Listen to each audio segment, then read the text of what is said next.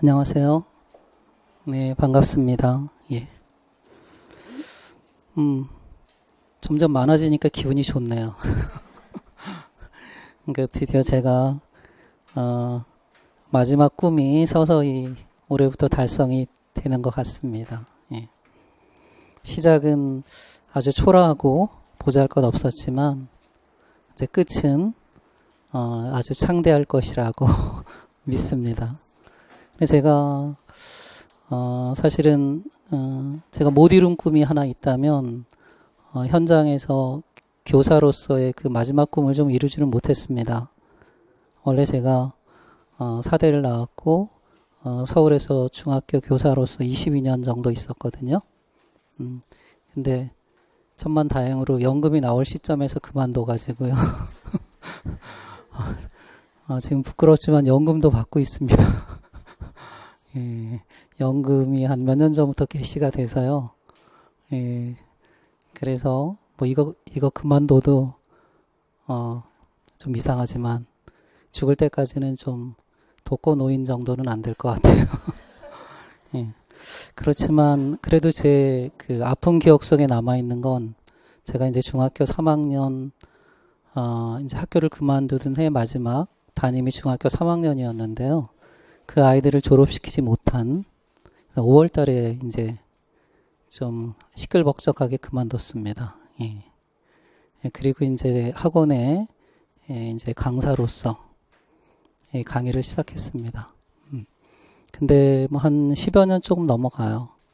근데 이제 학원 강사 처음에 할 때 한 2명에서 출발을 했어요. 그래서 저는 사실은 그 교사를 그만두게 된 게 공무원으로서 겸직금지 의무를 위반해서 그렇습니다. 그러니까 현직 교사가 다른 그 어떤 수익성 있는 사업을 하면 안 되거든요. 근데 제가 이제 경제적인 어려움 때문에 학원 강의를 하게 됐습니다. 그래서 이제 공무원들 대상으로 이제 9급, 7급 교육학 강의를 시작한 거예요. 뭐 학생들 데리고 가야 한 거는 아니고요. 근데 그게 이제 교육청에서 허가 신청을 받았지만 안 된다. 네, 그래가지고 이제 그러니까 이름을 원래 이름이 아닌 제 이름은 이게 아닙니다. 오연준이라는 좋게 얘기하면 예명을 써서 강의를 시작했어요. 그때 이제 한 2명 정도에서 출발을 했는데요. 너무너무 많아져가지고 급기야는 이제 학원을 그만두게 되는 그것도 이제 다른 학원 강사가 고발을 해서 그랬어요. 예. 그래서 이제 중간에 이제 사표를 쓰고 나오게 됐죠. 예. 그래서 이제 저는 원래 이제 교사가 꿈이었는데 그 교사의 꿈을 접지 못한 그 아쉬움은 아직도 아픈 기억으로 있습니다. 그리고 3학년 아이들을 제가 졸업을 못 시켰다는 그러한 좀 조금 죄책감 같은 것도 있어요. 그래서 이제 마지막 꿈은 저를 대신해서 선생님이 될 분들을 키워보는 것이 꿈이었어요. 이제 그래서 이제 저는 9급에서 시작해서 7급, 그 다음에 행시라고 하죠. 5급. 여기까지는 제 꿈을 다 이뤘어요. 제가 뿌린 씨앗들, 그러니까 제자들이 교육행정직에서 17개 시도교육청에서 굉장히 활발하게 활동을 하고 있습니다. 그러니까 출세한 친구는 벌써 3급까지 올라가 있습니다. 서울시도 그렇고 강원도도 그렇고. 네. 그래서 연수원이나 뭐 또는 뭐 티처빌인가요? 그런 데서 제가 장학사나 이런 강의도 하고 있고요. 예. 그러다가 제가 물론 꿈으로 바라긴 했지만 임용시장에 뛰어든 거는 2015년 여름입니다. 지금입니다. 그러니까 딱 2년 됐네요. 예. 갑자기 이제 우리 학원 선생님이 다른 학원으로 가시는 바람에 땜빵으로 시작을 했습니다. 예, 그래서 이제 토픽 특강이라고 무료 특강에서 출발을 했어요. 그러니까 올 여름에도 지금 우리가 실전 모의고사 문제 풀이를 하고 있지만 그러니까 이론 특강을 공짜 특강을 준비를 하고 있어요. 예, 교재는 공짜는 아니네요. 교재가 있어야 되니까. 핵심 교육학입니다. 예. 이게 분량이 한 350여 쪽밖에 안 돼요. 예, 그래서 여러분들이 이제 평일에 한 7주 내지 8주 예상하고 있어요. 평일에 오후 시간에 아직 확정되진 않았는데 학원과 협의해서 곧 공지가 될 겁니다. 그러면 이 책을 듣고 이제 2달 동안의 마지막 이론을 정리하면서 그리고 일요일 날은 이제 실전에 대비한 모의고사 문풀 오늘 강의죠. 이걸 통해서 이론과 실전을 이렇게 함께 마무리하시면 되겠습니다. 예.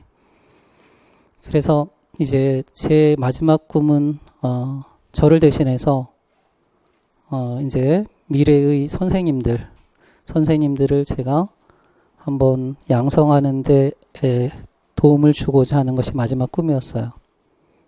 그래서 저에게 있어서 여러분들은 뭐라고 할까요? 제 분신이라고 생각이 듭니다. 근데 지금 약하긴 하지만 그 2015년, 16년 그 제자들이 조금 배출이 됐어요. 특강을 듣고. 근데 올해는 좀 더 많아질 것 같습니다. 그리고 뭐 문재인 정부가 들어서서 이제 시험제도 조금씩 바뀔 텐데요. 그러면 제 명성이 더 유명해질 거라고 생각을 합니다. 예. 저는 시험을 가지고 제 이름자에도 시험을 뜻하는 한자어가 하나 있습니다. 제 운명은 시험으로 먹고 살 운명입니다. 그리고 이 시험을 통해서 합격한 그 제자라고 할까요? 여러분은 잘 모르시겠지만 노량진의 교육학 하면 오연준 학파들이 좀 있습니다. 그러니까 고려시대 예를 들자면 오연준 공도들이라고 보시면 되겠죠. 네, 여러분들은 이제 임용이라는 그 사단에서 제 어떤 꿈을 대신할 수 있는 훌륭한 인재들이라고 생각합니다. 뭐 누누이 들으셨겠지만 교육의 질을 좌우하는 것이 여러 있지만 저는 무엇보다도 역시 교사의 역량이 제일 중요하다고 생각을 합니다. 그래서 사실 학원이라는 사교육의 장에서 여러분을 뵀지만 제 마인드는 늘 학교에 있는 것처럼 공교육이 참 잘 됐으면 그리고 그러한 공교육을 혁신할 수 있는 중요한 역할을 여러분이 할 수 있을 것이라고 생각을 합니다. 그런 점에서 조금 어떻게 보면 좀 위선적인 꿈일 수 있지만 사교육 시장에서 어떤 공교육의 혁신을 바라는 그런 꿈을 저는 가지고 있어요. 그리고 그런 마인드를 갖고 있는 그런 선생님들과 함께 그런 꿈을 꾸고 싶은 것이 제 마지막 소망이기도 합니다. 예. 어쨌든 여러분이 교사로서의 꿈을 이룰 수 있도록 최선을 다하겠습니다.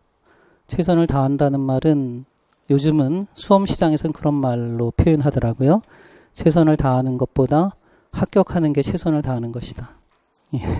그래서 여러분들이 합격할 수 있도록 교육학 그 논술 대비는 물론이거니와 또 합격하시면 제가 또 2차 면접 시험에서도 1대1로 잘 지도를 해드리도록 하겠습니다. 예. 제 이름은 오연준이고요. 제 실제 이름을 알고 싶으면 학교에 가셔야 됩니다. 학교에 가면 제 7차 교육과정 교사용 지도서, 특별활동 지도서, 행사활동 부분에 오시성을 가진 교사 한 명이 있습니다. 그게 제 이름입니다. 예. 네, 그리고 또 제가 중학교 1학년 때 중간고사 시험 문제를 낸 게 있는데요. 그게 서울정도 600주년 기념이 되는 해에 그 타임캡슐 안에 제 시험 문제가 또 들어있어요. 예. 혹시 학생들하고 저기 어디죠? 남산 밑에 있는 한옥마을인가요? 예. 거기 혹시 뭐 학교 행사차 가면 그 타임캡슐 자리가 있습니다. 거기 가면 제 시험 문제가 있어요. 나중에 혹시 기억이 나시면 한번 가보시기 바랍니다. 거기 타임캡슐에 어떤 내용이 있는지는 저는 모르겠어요. 근데 어쨌든 제 시험 문제가 들어있긴 맞습니다. 자, 그러면 저는 일단 연간 스케줄은 어떻게 진행을 했냐면요. 교육학 논술은 사실은 절대평가적인 성격이 강합니다. 기본적인 시험이기 때문에. 그래서 저는 실제로 선발 시험이기 때문에 우리 시험이 상대평가적인 성향이 강하잖아요. 그래서 1차적으로는 교육학 논술부터 여러분들이 기본적인 틀을 완전히 잡아놔야 마지막에 전공에 올인할 수 있다. 그런 전략을 씁니다. 그래서 다른 선생님보다는 조금 전체적인 일정을 1, 2개월 앞당기는 스케줄로 연간 학습 계획을 짰어요. 예. 그래서 1, 2월 달에 기본하고 심화를 같이 합니다. 그리고 3, 4월 달에는 이제 핵심 문제 특강이라고 해서 이제 주로 각 이론에서 중시되는 나올 법한 그런 핵심 문제를 한 200여 문제 뽑아서 정리 특강을 했어요. 그건 이제 조만간 책자로 나올 겁니다. 예. 그리고 이제 5, 6월 달에는 단원별 기출문제를 포함한 단원별 형성평가. 그래서 5, 6월부터 이제 글쓰기 시작을 했습니다.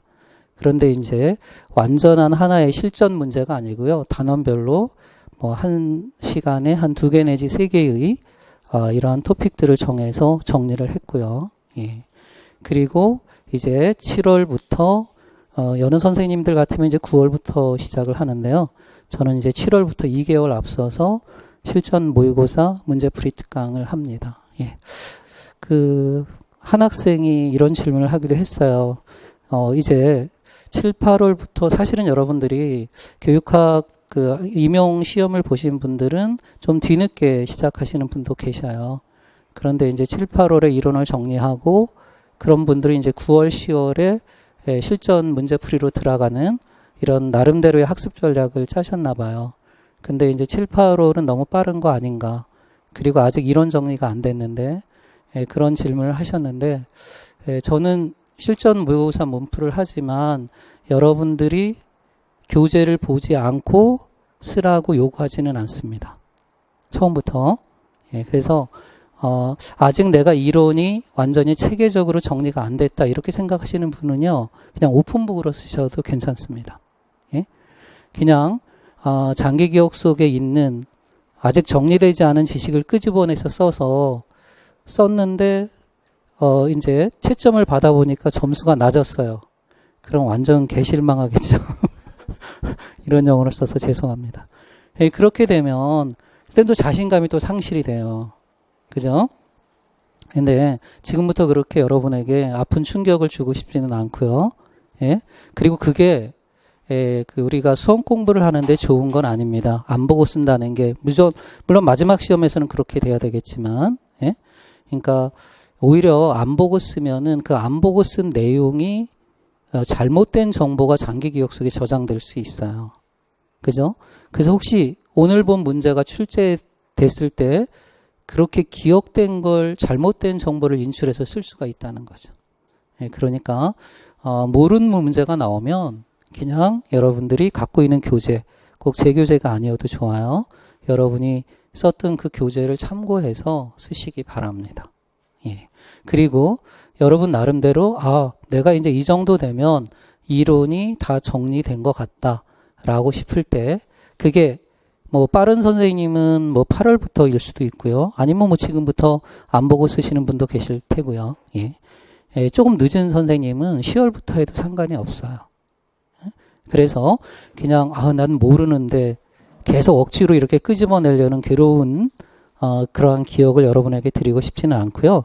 여러분 개별적인 학습 일정에 맞춰서 오픈북 테스트를 병행하면서 답안을 작성하시기 바랍니다. 예. 자, 그래서 이제 그 어떤 실전 모의고사에 대한 심적인 부담감은 덜고 임하셨으면 좋겠습니다. 근데 제가 빨리 하는 이유는요. 여러분의 약점을 빨리 찾아야 돼요. 그죠? 그래야 7, 8월에 보완을 하는 거지. 9월 실전 모의고사 들어갔는데 너무 점수가 안 나와요? 그럼 불안해요. 그럼 9, 10월에 여러분이 교육학 비중을 늘려갈 수밖에 없어요. 늘려가다 보면 정말로 중요한 전공 시험 공부 할애 시간이 상대적으로 줄어들 수밖에 없다는 겁니다. 그리고 여러분도 공부를 해서 아시다시피 9월이나 이때쯤 되면 수험생들의 집중력이 배가 되는 시간입니다. 이때 작은 심리적 상처가 공부하는 전체 일정에 큰 영향을 줄 수가 있어요. 그렇기 때문에 7, 8월 이렇게 저와 함께 하면서 교육학 논술은 최소 80%, 최대 90%까지 여러분들의 역량을 끌어올리는 걸 목표로 삼으시면 되고요. 나머지 9월부터는 교육학의 10 내지 20%, 좀 준비가 안 된 분들은 그런 식으로 시간 안배를 하시고 그리고 다른 시간은 전공 분야를 점점 늘려가시면 돼요. 그래서 교육학은 12월까지 한 10% 정도, 10% 정도의 시간 안배를 하고 나머지는 전공에 올인을 하시면 전체적인 여러분들의 학습 계획이나 이런 것에 부담이 안 가실 거라고 생각이 듭니다. 예. 그래서 제 강의는요, 일단 기본적인 강의는 이제 오프라인과 온라인을 병행하는 혼합 교수, 블렌디드 러닝으로 진행을 할 것입니다. 일단 일요일 날 오늘 실시되는 이제 오프라인 수업은요, 이제 이런 일정으로 전개가 됩니다. 거기 실러버스를 보시면은요, 1시간 동안 실전 모의고사를 봅니다. 근데 오픈북 테스트로 하다 보니까 그 이제 오류얼 형성평가를 그렇게 진행을 했거든요. 그랬더니 선생님들이 긴장감이 떨어지시는 것 같아요. 긴장감이 떨어지시니까 제 시간에 안 오시고 좀 늦게 와서 뭐 수업을 들으면서 쓰신다거나 그러실 수가 있어요. 근데 그거는 이제 여러분들 스스로가 자신의 행동을 컨트롤링 하는 데는 도움이 되지는 않습니다. 자, 여러분이 합격한다는 거는 에릭슨의 발달 단계 이론으로 따지면 5단계의 목표입니다. 5단계의 목표가 뭐죠? 자아정체감입니다. 자아정체감은 정의할 때 우리가 그런 거잖아요. 나는 누구인가? 나는 블랭크이다. 나는 교사다. 나는 의사다. 나는 노동자다. 나는 가수다. 그러한 정체감을 찾는 것이 에릭슨의 전 생애의 목표였어요. 그러니까 여러분도 지금 그러한 정체성, 교사로서의 정체감을 찾기 위해서 매진을 하고 있는 겁니다. 근데 그 정체감 형성을 하기 위해서는 에릭슨이 뭐라고 얘기했냐면 그 4단계, 1단계부터 4단계 위기가 다시 한번 온다. 그런 말을 했어요. 그러니까 1단계부터 4단계를 잘 거쳐야 정체감을 쉽게 형성할 수 있다는 얘기입니다. 그럼 1단계의 어떤 심리적 과제, 사회심리학적 위기가 뭐였죠? 신뢰와 불신이었어요. 그리고 1단계는 이제 성격이 가장 기본적인 토대가 된다고 그랬어요. 그러니까 신뢰, 자기 자신을 믿는 거예요. 자기 자신을 믿는 거, 뭐 소크라테스식 표현으로 하면 자기 자신을 사랑하는 것. 그것이 없다면 정체감을 형성하기 어렵다는 거예요. 그렇기 때문에 제가 이제 자료나 또는 뭐 시험 문제집 말미에 오늘 뭐 그 루브릭 해설서 말미에 보면 자기 자신을 믿으세요라고 합니다. 그러니까 자기 자신을 믿지 못하면 자신의 꿈을 자기 스스로가 끌어갈 수가 없다는 얘기입니다. 자신에 대한 신뢰, 나를 믿지 말라는 거예요. 자기 자신을 신뢰한다는 거고요. 그 다음에 두 번째가 뭐냐면은 자율성 대 그 다음에 의심입니다. 그죠? 그 자율성이 철학에서는 실존주의 철학들이 이야기하는 주체성의 개념하고 똑같죠. 그 다음에 동기 이론으로 보면 자율성을 뭐라고 불렀어요? 대시하고 리아는 뭐라고 불렀어요? 자기결정성이죠. 그러니까 어떤 환경에 의해서 내가 지배당하는 것이 아니라 내가 무언가를 선택하고 결정할 수 있는 능력. 다른 말로 표현하면 자기결정성에서 제일 중요한 게 에릭슨도 이야기했지만 그 자율성을 형성하는 과정에서 어떤 가치나 덕목을 습득하냐면 의지죠. 그러니까 자율성이라는 건 뭐예요? 자신의 의지대로 행동하는 겁니다. 그죠? 그러니까 자신의 의지를 활용하는 과정을 자율성이라고 불러요. 그러면 여러분들이 자기를 컨트롤링 할 수 있어야 되는 거예요. 9시에 시험 본다? 그럼 몇 시에 나와야 돼요? 당연히 9시에 나와야 되는 거죠. 그런데 10시에 나온다? 그럼 이제 자기를 내가 컨트롤링을 못하고 있다는 거예요. 그죠? 일단 뭐부터 통제를 해야 돼요? 자신의 몸을 통제를 해야 돼요. 예? 아무래도 2단계 아이들은 그렇잖아요. 자기 혼자 힘으로 걷고 싶고 그 다음에 혼자 힘으로 뭐 대소변도 가리고 싶고 이런 게 있죠. 그래서 엄마가 내가 손잡아 줄게 하면 아이는 싫어. 뿌리치잖아요. 내가 할래. 이런 겁니다. 그래서 우리의 행동을 통제하는 것으로부터 출발하는 게 자기결정성이고요. 그 다음에 뭐 이제 교사학습이론에서 보면 라이겔스나 이런 사람들이 이야기한 셀프 컨트롤, 자기 통제 같은 것들이 다 자기결정성입니다. 자율성이고요. 그 다음에 3단계로 가면 뭐죠? 프로이드는 이때 초자, 슈퍼에고가 형성이 된다고 그랬죠. 그럼 3단계에서 제일 중요한 게 뭐예요? 주도성. 주도성입니다. 주도성이면 이거는 권력입니다. 사랑도 권력이라는 거 아시죠, 여러분? 예, 사랑도 권력 싸움입니다. 어? 그게 권력 싸움이고 다른 말로 표현하면 주도성은 뭐 이제 헤게몬입니다. 그러니까 소위 이제 아들과 아빠의 전쟁이 일어나지 않아요? 예, 그러면 그 주도성이라는 것을 에릭슨은 뭐라고 정의했냐면 목표예요.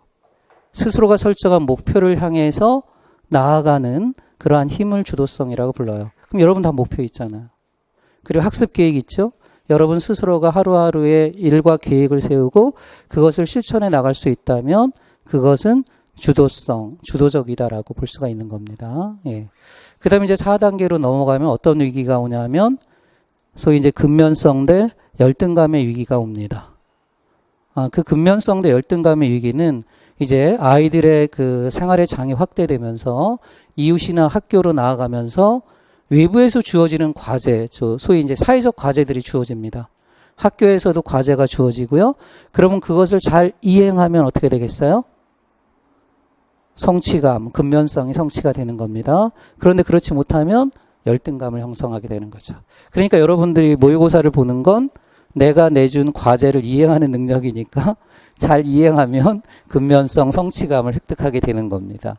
그리고 그것이 잘 이루어졌을 때 비교적 쉽게 무엇을 형성할 수 있다? 성취감을 형성할 수 있다 하는 겁니다. 그러니까 우리가 자아정체감을 형성할 수 있다. 그래서 자아정체감을 형성하기 위해서는 필요한 긍정적인 능력이 뭐예요? 믿음.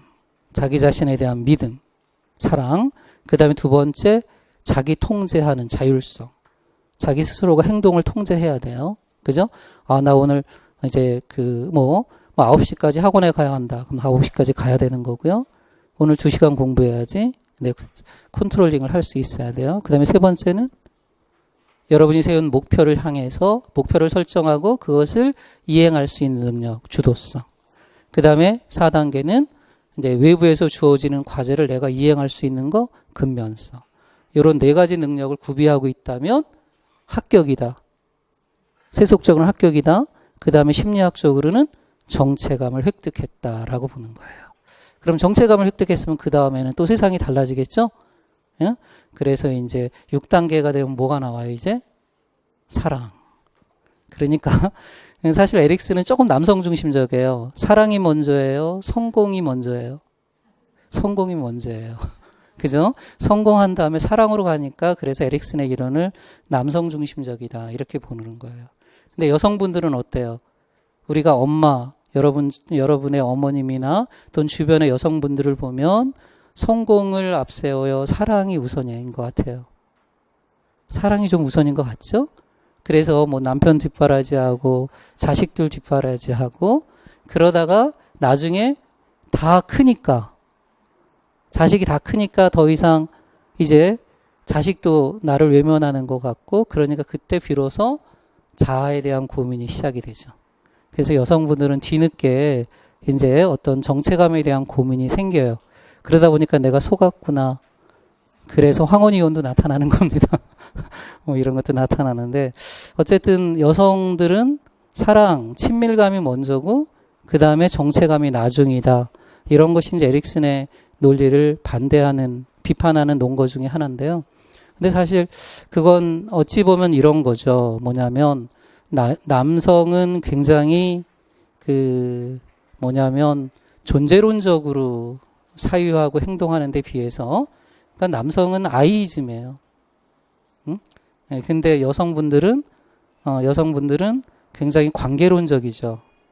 관계론적이니까 자신보다는 타자를 우선하는 그런 아무래도 이제 진화론적이고 생물학적 속성에서 비롯됐다고 볼 수는 있어요.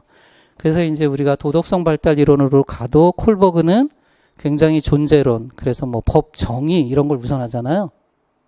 근데 그 캐롤 길리건 같은 페미니즘적 윤리학자 같은 경우는 여성이 중시하는 가치는 정의나 이런 것보다는 뭐라고 그랬어요? 타인에 대한 관심, 애정, 그러니까 배려잖아요.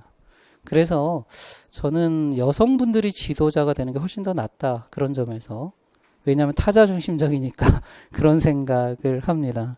근데 어쨌든 이제 제가 뭐 이제 학습 이런 걸 얘기하면서 좀 핀트가 다른 데로 갔는데 여러분들이 이게 오픈북 테스트로 한다라고 해서 자기 자신을 느슨하게 하시면 안 돼요.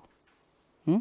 그러니까 자기 자신을 끊임없이, 그러니까 너무 긴장이 커도 안 되지만 적절한 긴장은 생산성을 높이는 것이기 때문에 늘 그러한 최소한 긴장은 유지하시기 바랍니다.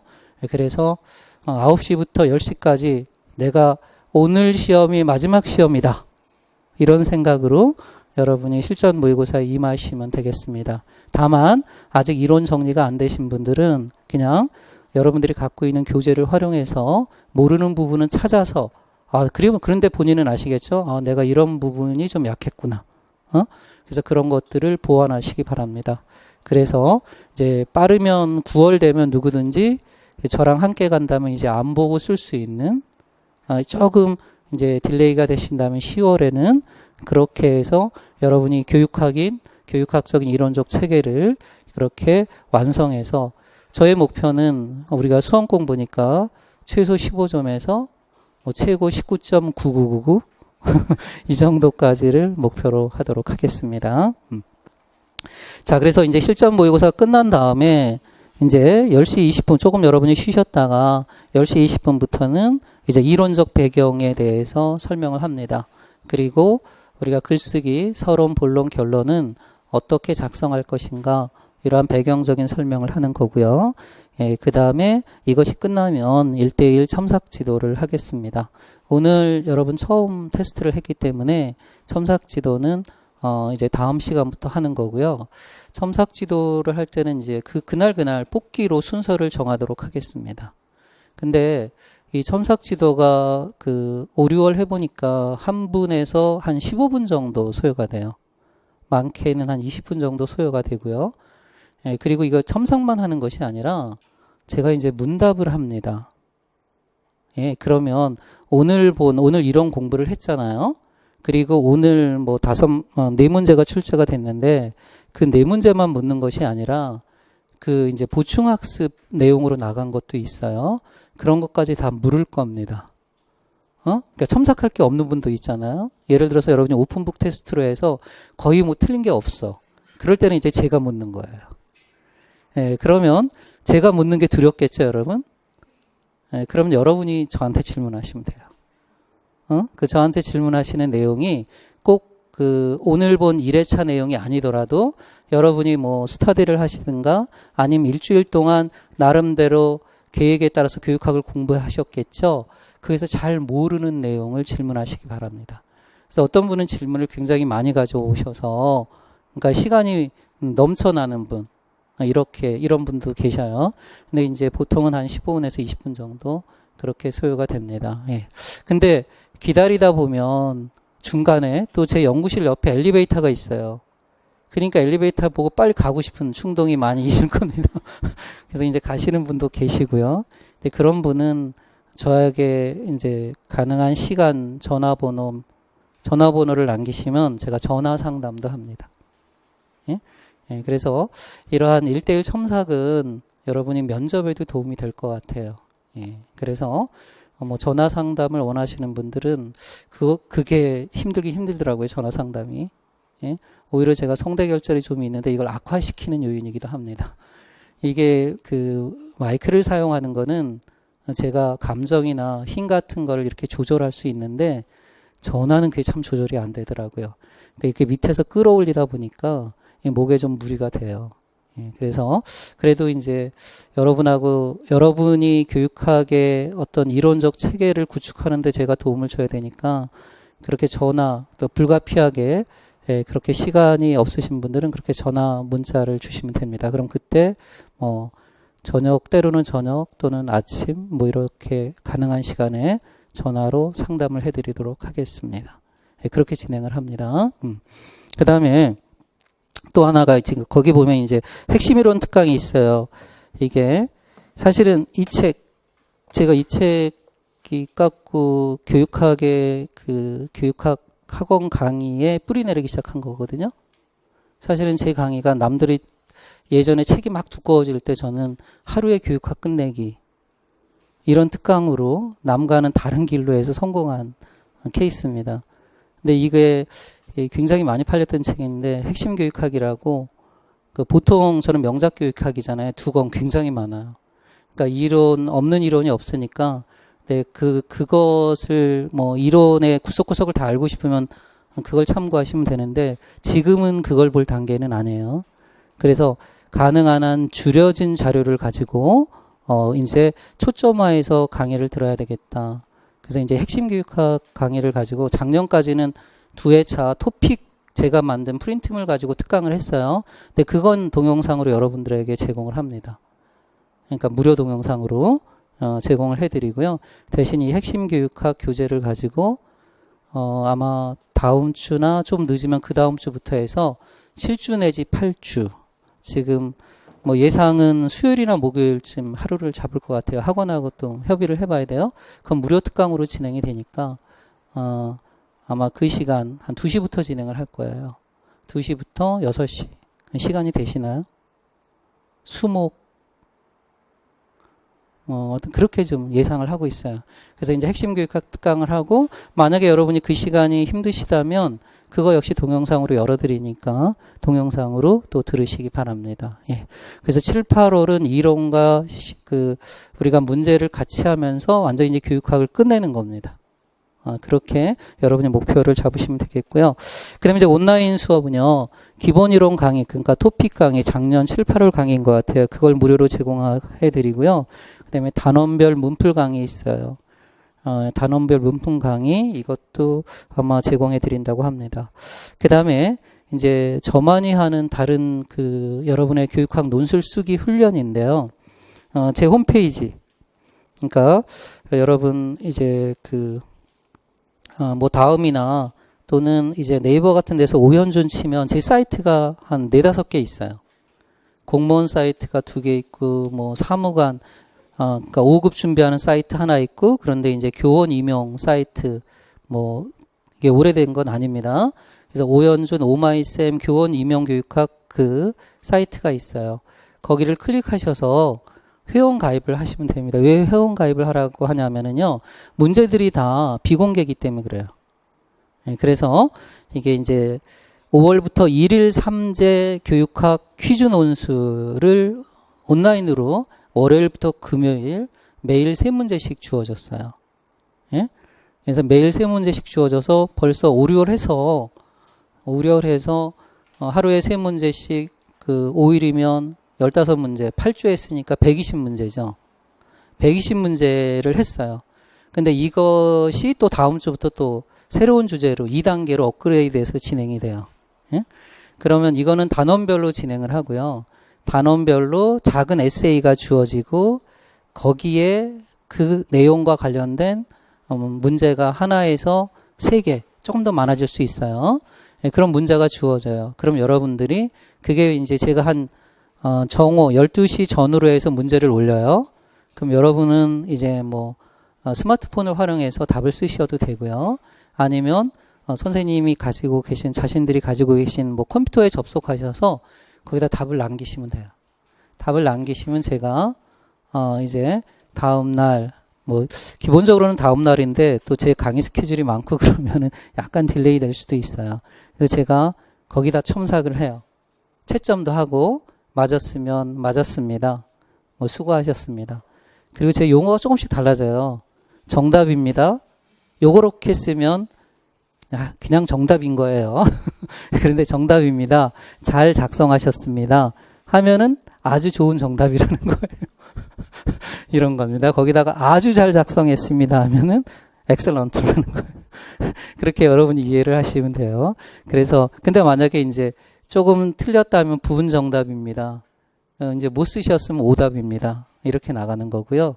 그 다음에 여러분들이 조금씩 잘못되고 있는 것들을 제가 수정을 해드려요. 수정을 해드리니까 뭐 이거는 강제사항은 아니죠. 여러분들의 선택사항인데 그래도 어쨌든 전공에 여러분 올인하다가 교육학이 걱정이 되잖아요. 그런 분들은 적어도 이 3문제씩만큼의 내가 교육학 공부는 한다. 이런 기분으로 참여하시면 교육학에 대한 감은 계속 유지할 수 있다 하는 겁니다. 예, 그렇게 참여를 하시면은 이렇게 온라인과 오프라인을 병행하면서 하면은 교육학 실력이 부쩍 느실 거라고 생각합니다. 특히 쓰기에 두려움이 있는 분들은 거기에 참석하시면은 많은 도움을 얻으실 수 있을 겁니다. 그 다음에 또 이런 분들이 있죠. 우리가 그 채점 기준이나 이런 것들이 공개가 되지 않지 않습니까? 그런데 나는 시험 끝나고 나서는 굉장히 잘 본 것 같아. 근데 실제 어떤 점수표를 받아봤을 때 내가 왜 이렇게 못 나왔지? 근데 왜 못 나왔는지를 당신이 모르시더라고요. 근데 그 온라인에 그 글을 쓰시고 제 첨삭을 받아보면 그 약점, 나의 약점이 뭔지 알게 될 겁니다. 예? 그래서 때로는 여러분들이 굉장히 문장을 표현하는 데 있어서 점수가 안 되도록 표현하는 것들이 있으셔요. 그러니까 나는 쓴 것 같은데 실은 그것이 점수를 못 얻게 쓰는 그런 경우도 발견이 되어지더라고요. 그래서 그런 부분들을 빨리 수정할 수 있다는 겁니다. 그래서 이렇게 오프라인 강의와 온라인 강의를 이렇게 병행하면서 우리 강의가 진행이 되고요. 그리고 그 온라인을 활용한 쓰기는 아마 시험 볼 때까지 제가 계속 할 겁니다. 그래서 이제 7, 8월 달은 단원별 형성평가로 간다면 이제 9월 되면 모의고사를 2번 본다라고 생각하시면 돼요. 실전 모의고사를 온라인으로 한번 보고 오프라인으로 한번 보고, 그때는 뭐 매일매일 쓰기는 조금 어렵긴 하겠죠, 그죠? 그러니까 그거는 제가 어떤 속도는 조절하도록 하겠습니다. 예. 그렇게 해서 제 강의가 진행이 됩니다. 그러니까 여러분들은요, 일단 그 오프라인에서 한 그 시험에 대한 첨삭도 받았고 온라인 문제를 풀면서 또 첨삭도 받잖아요. 그러면서 궁금한 게 생기실 거잖아요. 한 5일 동안 참여를 하면 하루에 3문제씩 15문제 아닙니까? 그럼 그런 걸 통해서 내가 잘 몰랐던 거, 이런 부분들을 체크했다가 저한테 질문을 해주시면 되겠습니다. 예. 제 수업은 이제 7, 8월 수업은 그렇게 진행을 합니다. 질문 있으십니까? 네, 없으십니까? 예, 그러면 이제 오늘 수업에 들어가는데요.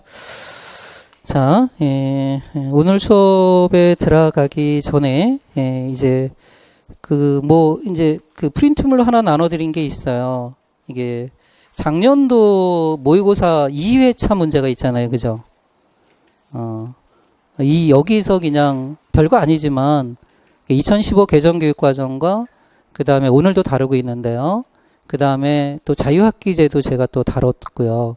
그래서 2015 개정교육과정에서 거기 보면 2문제가 나왔죠. 뭐 누구나 맞힐 수 있는 문제이긴 합니다만, 교육과정에서 예를 들자면 교수학습에 나타난 교육과정의 조직원리, 예? 조직원리, 계열성, 그 다음에 통합성 이런 거 쓰는 문제. 그 다음에 이제 평가에 나타난 평가도구의 양호도. 이게 뭐였습니까? 내용 타당도였죠, 그죠? 예, 그래서 이게 2회차 실시했을 때 이 문제가 이제 그대로 출제가 됐던 거죠. 예.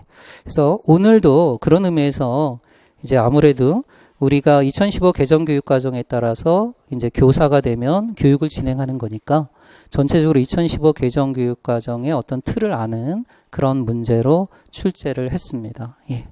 그래서 그러면 이제 이 문제에 대한 그 제시문 분석과 해설은 다음 시간에 본격적으로 진행하는 거고요.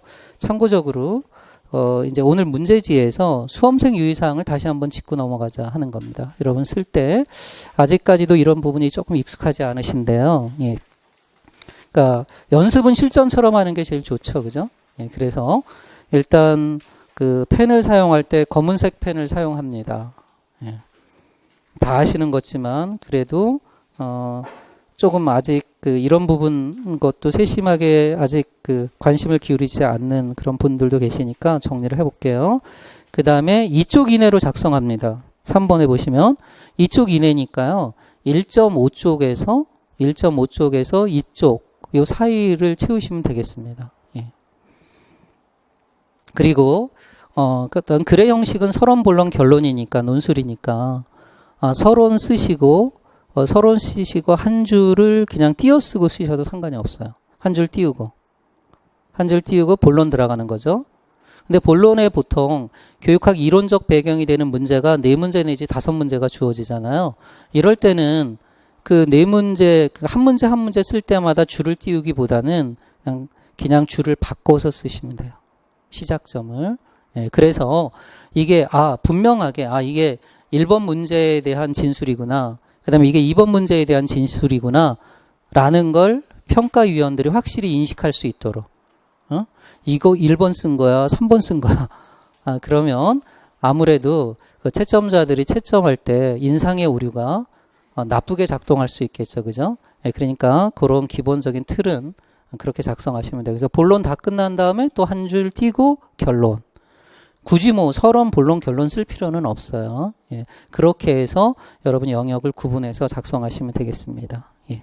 그 다음에 이제 글씨는 한 뭐 전체 줄에 한 60 내지 70% 위아래로 채우면서 남이 보기에 잘 알아볼 수 있도록.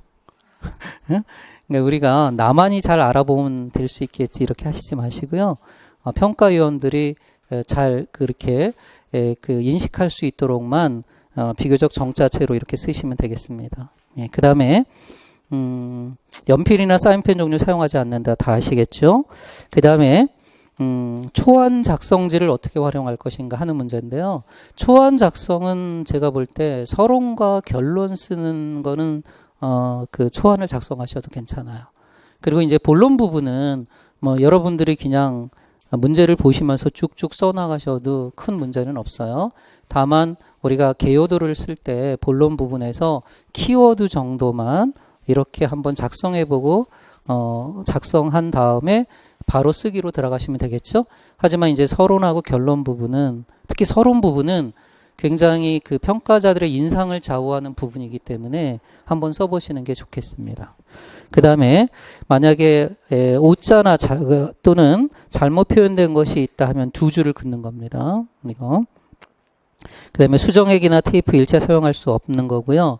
그 다음에 답안 내용에 대해서 일체 표식을 하면 안 됩니다. 별표를 한다거나 밑줄을 긋는다거나 이런 것 하면 안 되고요. 그 다음에 어떤 부정행위로 인식될 만한 기호 같은 것을 쓰시면 안 돼요. 혹시 뭐 문제에 1, 2, 3, 4 숫자가 있다면 그 숫자 옮기는 거는 상관이 없지만 보통 그런 경우는 거의 없으니까 숫자 같은 경우도 가급적 쓰지 마라. 이런 겁니다. 예, 그래서 이제 그 어떤 부호 이런 것들을 사용하지 마시기 바랍니다. 이거는 개인에게 불이익이 갈 수도 있어요. 9번에 이제 결론 비슷하게 나오죠. 다음에 해당되는 부분은 채점하지 않는다. 답안란 이외의 공간에 작성한 내용이라든가 답안란 안에 들어가도록 하고요. 내용이 지워지거나 번지는 등 식별이 불가능한 부분, 그 다음에 연필로 작성하거나 수정액을 사용한 부분, 그 다음에 개인정보를 노출하거나 암시하는 표시 이겁니다. 이런 거는 이런 걸 작성한다면 답안지 전체가 0점으로 처리될 수도 있다 하는 겁니다. 그런 점 유념하시고요. 예. 그 다음에 이런 경우가 있어요. 만약에 두 가지를 써라 하는데 3가지를 쓰시는 분이 있죠. 그죠? 그러면 세 번째 쓰는 건 채점되지 않는다. 그래서 내가 조금 원래는 그렇습니다. 2점 배점인데 2가지를 쓰는데 배점이 3점이 됐어요. 그럼 플러스 1점이라는 가산점이 있다는 얘기죠. 그럼 어떤 의미를 가질까요? 충실하게 라는 채점 기준이 플러스가 되는 겁니다. 충실하게. 그러니까 조금 자세하게 상세하게 설명하라는 얘기예요. 그러니까 플러스 1점이 있으면. 그러니까 여러분들이 그걸 분석을 잘 하셔야 돼요. 2가지를 쓰는데 그럼 2점인데 3점이 배점이 됐다 하면은 충실한 내용 설명을 하라는 얘기입니다. 예, 그렇게 보시면 되겠고요. 배점을 잘 봐서 보통은 4점 내지 3점이잖아요. 왜냐하면 내용 배점이 보통의 경우는 15점 내지 16점이에요. 그 다음에 이제 논술의 구성 요소, 서론, 본론, 결론이나 이 형식적인 또는 주제와의 연관성 이런 것들이 5점 내지 4점이거든요. 5점 내지 4점이니까 그런 배점을 잘 보고 보통의 경우는 4점이면은요. 내용이 2가지가 제시가 돼요. 그래서 각각 2점씩 이렇게 제시되는 경우가 많이 있습니다. 예. 그래서 그런 배점을 보고서 여러분이 어느 만큼 내용을 써야 되겠든가 이런 걸 잘 조절해서 작성을 하시기 바랍니다. 근데 뭐 예를 들어서 배점이 1점밖에 안 되는데 4점 분량보다 더 많이 쓰시는 분이 있어요.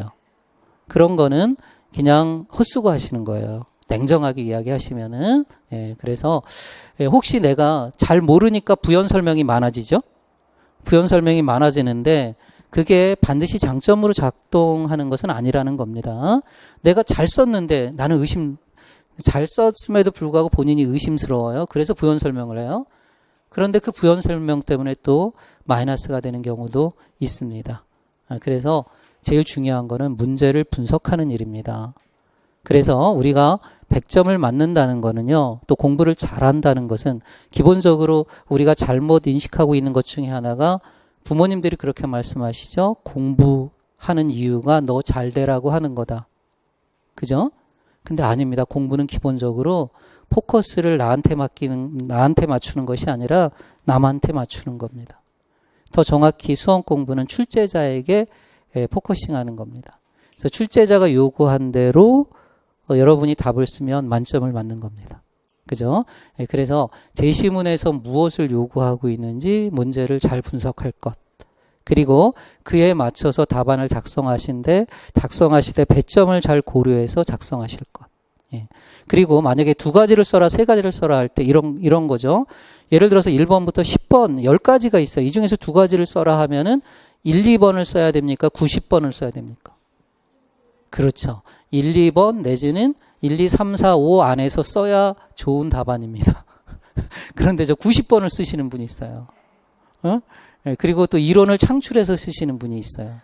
뭐 교육이라는 게 굉장히 모든 현상과 다 관련이 있어서 저도 막 고민이 돼요. 이건 누구 이론이지? 맞는 것 같기도 한데.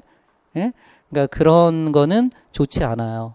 좋지 않으니까 그런 건 어떤 경우냐면 여러분들이 모르니까 생각해서 쓰다 보니까 그렇게 되는 거죠. 그러니까 우리가 연습할 때는 그렇게 하면 안 됩니다. 그러면 오히려 그렇게 쓴 잘못된 지식이 장기 기억 속에 저장이 돼 있으면 이제 오개념이나 이런 잘못된 지식을 형성할 수 있기 때문에 그런 연습은 도움이 되지를 않는다 하는 겁니다. 예. 자, 그렇게 답안을 작성하시면 되겠고요. 이제 저 같은 경우는 이제 채점 기준표, 예시 답안보다는 채점 기준표를 제시합니다. 그래서 그 채점 기준표를 가지고 제일 마지막에 보면 루브릭이 있어요. 그걸 가지고 여러분들이 한번 가채점을 해보시기 바랍니다. 이 루브릭을 만든 이유는요, 그 교육과정 평가원의 채점 요원으로 들어갔던 후배가 어떤 팁을 좀 주더라고. 이렇게 채점합니다 하는. 그래서 그런 루브릭이, 우리가 수행평가를 하면 루브릭을 다 작성을 하잖아요. 그럼 교육학 논술도 일종의 수행평가라고 볼 수 있기 때문에 이런 루브릭에 의해서 채점이 됩니다. 예. 그래서 여러분도 그런 루브릭을 보고 여러분이 한번 가채점을 해보시기 바랍니다. 그리고 제가 채점한 내용하고 불일치하다면 이제 그런 부분을 우리가 첨삭지도에서 이렇게 정보를 나누시면 되겠습니다. 예. 자, 이렇게 해서 이제 강의가 진행이 되고요. 그럼 이제 다음 시간에 이제 오늘 1회차 실전 모의고사 2015 개정교육과정을 주제로 출제를 했는데요. 이제 제시문 분석하고 그 다음에 교육학 이론적 배경 공부해 보도록 하겠습니다. 예, 그럼 다음 시간에 뵙겠습니다. 질문 있으세요? 어느 날이 좋겠어요? 핵심 교육학 특강하면 수요일이 좋겠어요? 목요일이 좋겠어요? 2시부터 해서 4시간 정도 생각하고 있는데 뭐 10시까지 진행될 수도 있어요. 2시에서 10시까지. 8시간. 예. 이게 강의 스케줄이 조금, 왜냐면은 이것도 설명하기 나름이거든요. 뭐 하루에 다 설명할 수도 있고요. 근데 그 하루에 설명할 거는 지금은 아니고요. 만약에 여러분이 이제 11월 25일인가? 그 시험 앞두고 한 2, 3주 앞두고는 뭐 하루에 다 설명할 수 있겠죠. 그죠?